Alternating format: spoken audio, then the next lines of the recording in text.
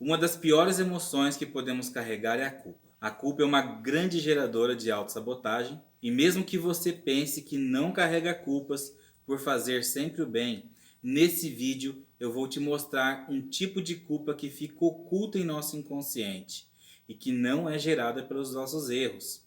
Se quer saber qual culpa é essa e como trabalhar o perdão para destravar a sua vida, vem comigo.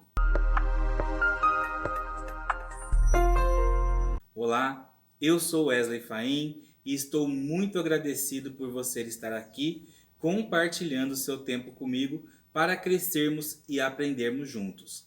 Então, se quiser deixar sugestões ou perguntas sobre algum assunto, será um grande prazer ter essa maior interação com você. É um fato inquestionável que todos nós já cometemos erros no passado e provavelmente cometeremos outros erros até o fim de nossa vida. Não estou falando aqui de cometer um ato ilícito ou um crime especificamente. Mas quem nunca se arrependeu por tomar uma decisão errada? Ou talvez você tenha se arrependido por não ter feito algo que queira. Acredito que todos nós que somos imperfeitos já passamos por uma coisa ou outra, talvez até pelas duas situações. Mas essas são as culpas comuns, ainda não são os motivos de culpas ocultas, desconhecidas que eu te falei.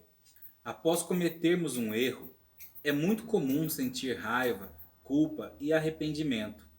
E já não bastando essas emoções que nos causam tantos males, dependendo da intensidade do erro, você pode começar a dizer para si mesmo em seu coração: "Ah, eu sou realmente estúpido. Eu não valho nada. Como pude cometer o mesmo erro várias vezes? Eu mereço é sofrer. Se eu pudesse voltar no tempo, quanto sofrimento eu causei aos outros? Eu nunca aprendo mesmo." E por aí vai, programando inúmeras crenças limitantes que, juntando com as emoções negativas, serão grandes sabotadoras da sua vida. Esses sentimentos surgem como uma forma da manifestação do ego para o nosso aprendizado. Porém, é importante entender que não há a necessidade de sofrer para aprender. Nosso ego é mestre em criar e defender sofrimento. Então você acha que é realmente necessário suportar todo o sofrimento como uma forma de autopunição.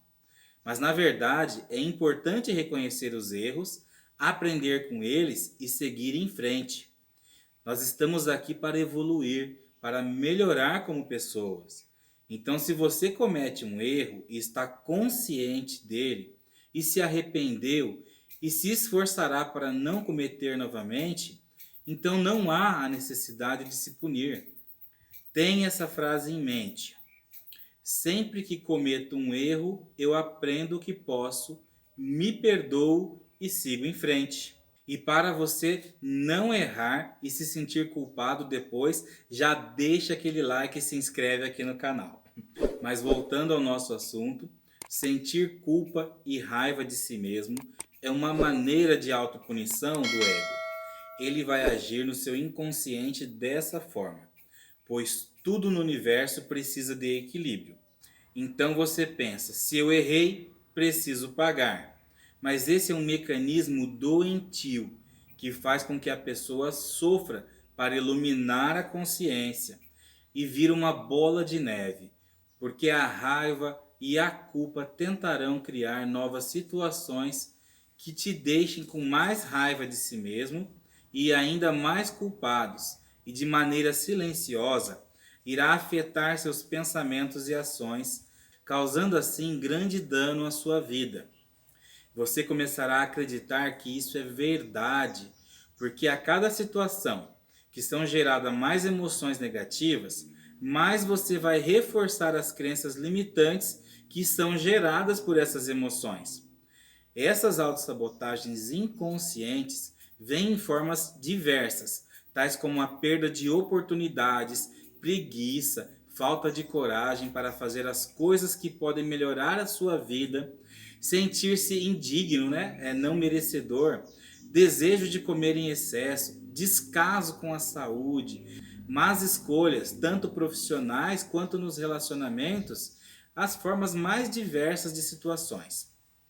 Se você observar a tabela da consciência desenvolvida pelo Dr. David Hawking, a culpa é quase a última em frequência vibracional. Observe que a tabela separa as emoções ou padrão de consciência em expansão e contração ou força e poder. O nível da força significa que quando estamos vibrando em algum desses padrões, é necessário um esforço descomunal da gente para conquistarmos qualquer objetivo, pois não temos o poder necessário para isso. E quanto mais baixo, mais difícil a vida fica. A energia da culpa é tão difícil que quanto mais intensa é a culpa, mais bloqueia até nossa capacidade das necessidades básicas, chegando a faltar até o que comer. Ela nos aprisiona no primeiro degrau da sobrevivência. A maior reclamação que eu ouço das pessoas hoje em dia é a falta de dinheiro. E muitas delas carregam a crença que o dinheiro é algo sujo, imoral, que o dinheiro corrompe as pessoas, que o dinheiro é o mal do mundo, que os ricos são corruptos, que empresários só pensam em dinheiro e quando ganha dinheiro se torna egoísta. Por aí vai. São inúmeras crenças sabotadoras que impedem as pessoas de prosperar. E nós vemos isso o tempo todo nos filmes, novelas, jornais, e de tanto ouvirmos, acabamos acreditando que o dinheiro realmente tem uma personalidade má. Gente, é o mesmo que eu falar que uma faca é má, porque alguém feriu alguém com uma. Não tem nada a ver. O dinheiro, ele é um objeto inanimado e funciona como um objeto de troca. Nós precisamos vê-lo como uma energia que serve para materializar aquilo que nós precisamos em nossa vida. Ele é um facilitador. Já pensou ter que levar 20 bezerros, sei lá, deve estar o quê? 3 mil reais um bezerro hoje, numa concessionária de carros para trocar por um veículo? Ou não sei, de repente quantos quilos de sal você precisaria para isso? Ter que carregar tudo isso para a gente fazer de troca? O dinheiro ele foi colocado no mundo para substituir as trocas que nós fazíamos de produtos por produtos. Nós temos que parar de olhar para o dinheiro como a fonte dos nossos problemas. As pessoas vivem num paradoxo de que dinheiro é ruim, mas sem ele nós não podemos viver. O fato é que ele proporciona crescimento, possibilidades, segurança e liberdade. Ele nos sustenta. Na visão da constelação familiar, ainda que o dinheiro seja um composto de papel ou metal, ele é também uma manifestação da energia essencial à vida. Bert Hellinger fala que o dinheiro é algo espiritual, que o dinheiro é vida. Sem o dinheiro, ninguém pode sobreviver em nossa sociedade. O dinheiro nos permite continuar vivos. Isso está escrito no livro Histórias de Sucesso na Empresa e no Trabalho, da editora Atman. Ele é o equilibrador numa negociação. Se eu tenho um produto, eu estipulo um valor nesse produto e ofereço. Quem estiver de acordo, paga esse valor e quem não estiver, não paga. É simples assim. A lei do equilíbrio é a lei que mais influencia nos negócios. Para manter o dinheiro nas mãos do destinatário, a troca entre os dois deve ser justa. Caso não haja equilíbrio, os lucros param, o negócio estagna e às vezes não sabemos o porquê. A pessoa que recebe por um serviço prestado, ela deve fornecer um serviço compatível com o valor pago.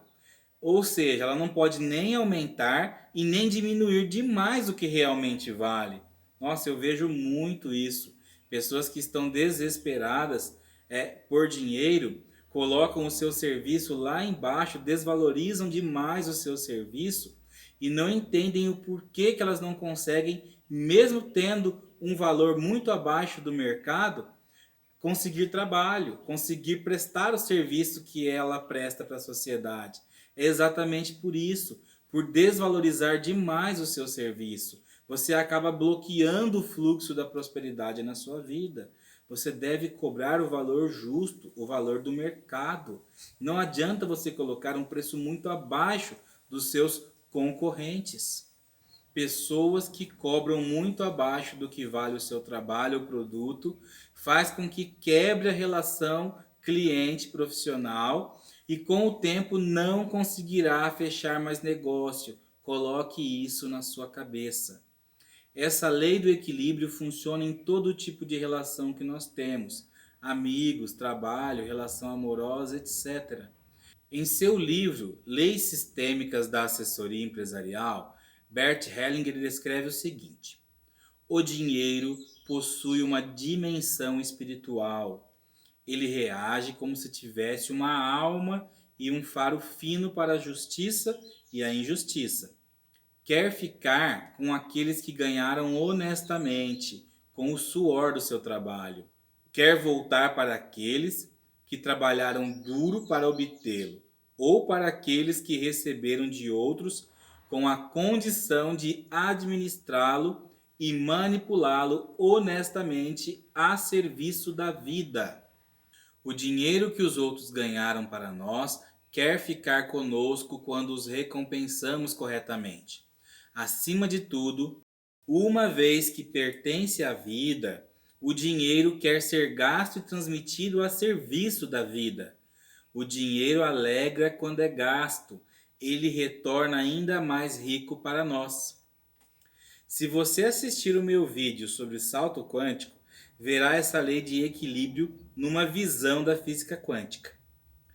A falta de dinheiro é uma desculpa inconsciente, pois a partir do momento que você o possui, terá que decidir qual o melhor caminho a seguir e vai ter que pôr a sua vida para caminhar. Muitos usam a falta do dinheiro para terceirizar a responsabilidade por não fazer algo e já tem até frases automáticas como não faço porque não tenho dinheiro. E por não fazerem nada, não correm riscos para crescer e prosperar, ficando sempre como uma criancinha que tem que ser cuidada pelos pais e pela família. E assim, permanecendo inocentes, culpando a tudo e a todos pela sua infelicidade. Lembrando que esses são mecanismos de nossa mente inconsciente. Normalmente a pessoa não tem a consciência disso, ela não fica pensando isso. Eu não vou crescer para ser cuidado pela família. Não, isso é um bloqueio que está no nosso inconsciente, é um sabotador. Ela está presa por essas dinâmicas doentias familiares. E é aqui que entra o pior tipo de culpa e mais difícil das pessoas identificarem sozinhas. Sim, devido aos votos de lealdade ocultas à família. Todo ser humano tem a necessidade de pertencer, de sentir-se parte de algo, principalmente da família. Tudo o que acontece com os pais tendem a se repetir com os filhos. As dinâmicas se repetem. Se você vem de uma família onde seus pais tiveram relacionamento conturbado, traições, brigas, provavelmente isso se repetirá em sua vida. Se a sua família é pobre, sempre teve dificuldades financeiras, você cresceu vendo seus pais sofrendo pela falta de dinheiro, provavelmente isso vai se repetir em sua vida. E sabe por quê? Porque inconscientemente, se você tiver uma vida melhor que a deles, você vai sentir culpa. E essa é a pior culpa que existe. A culpa de não se sentir mais daquele meio, de alguém da família ou toda a família dizer para você que agora que você tem dinheiro você mudou, que você não é mais o mesmo. E isso gera sim culpas inconscientes. E muitas pessoas, por causa disso, acabam bloqueando sua prosperidade para não se sentirem culpadas.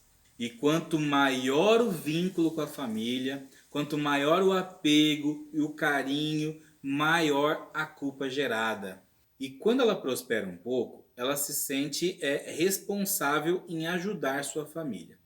E esse centro de responsabilidade pode ser tão pesado e cansativo que ela acaba se boicotando e aí não consegue prosperar mais. Porque quando ajuda, acaba se sentindo explorado e injustiçado e inconscientemente ali se irrita com aquela situação e isso pode gerar uma culpa insuportável, acabando se permitindo ser cada vez mais usado para compensar a culpa. Você viu como que é essa dinâmica doentia?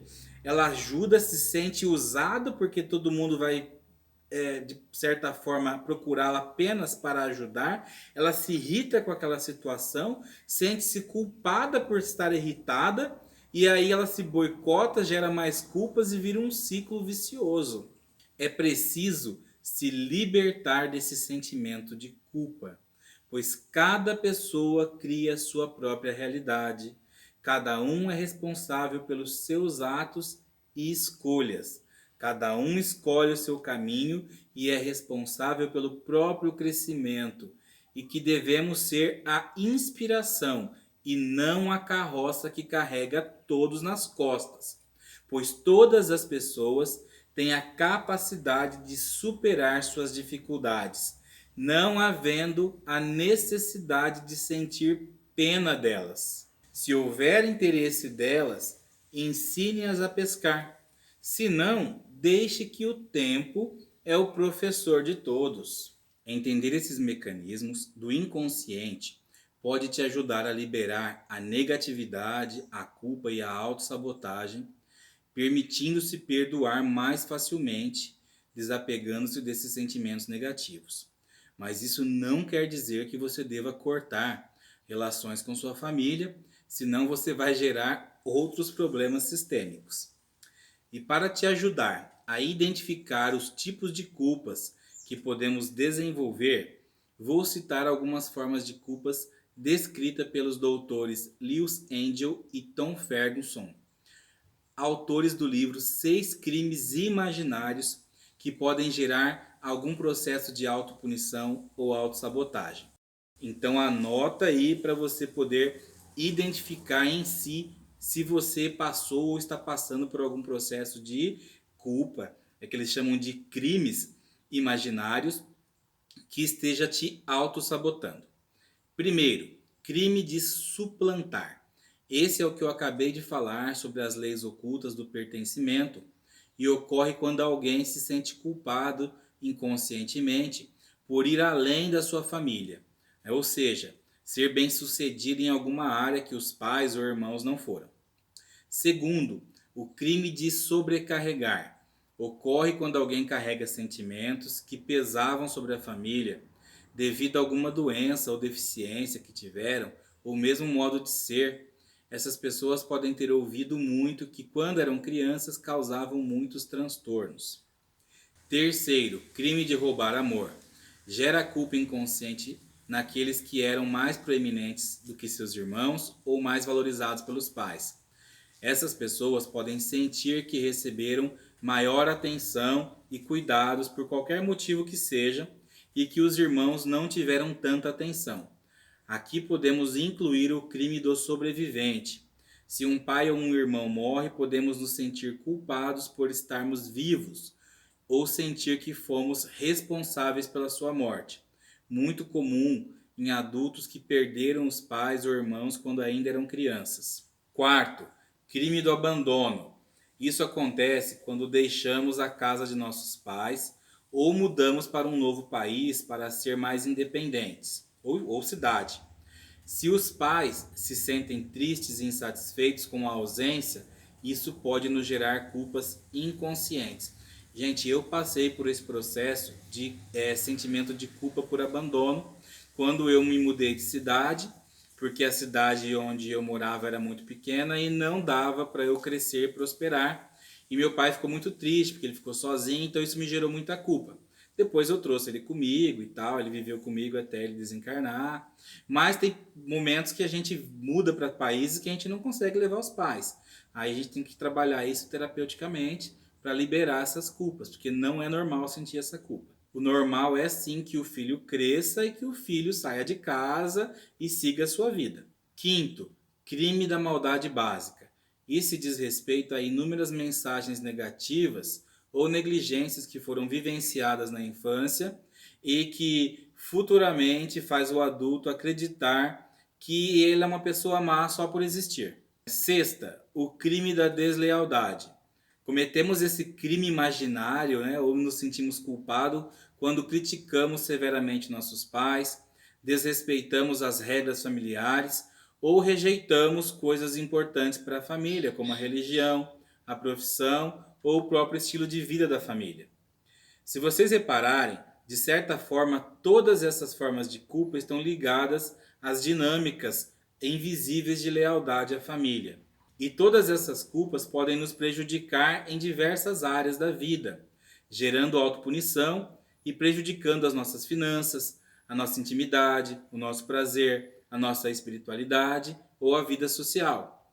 A autossabotagem, que se repete muitas vezes em determinada área, pode estar relacionada a essa punição que nos infligimos por algum crime imaginário. Agora deixa aí no comentário se você conhecia todos esses tipos de culpas. Para desbloquear essas culpas, você precisa usar alguma técnica para te ajudar. O primeiro passo é identificar quais tipos de culpas que você carrega.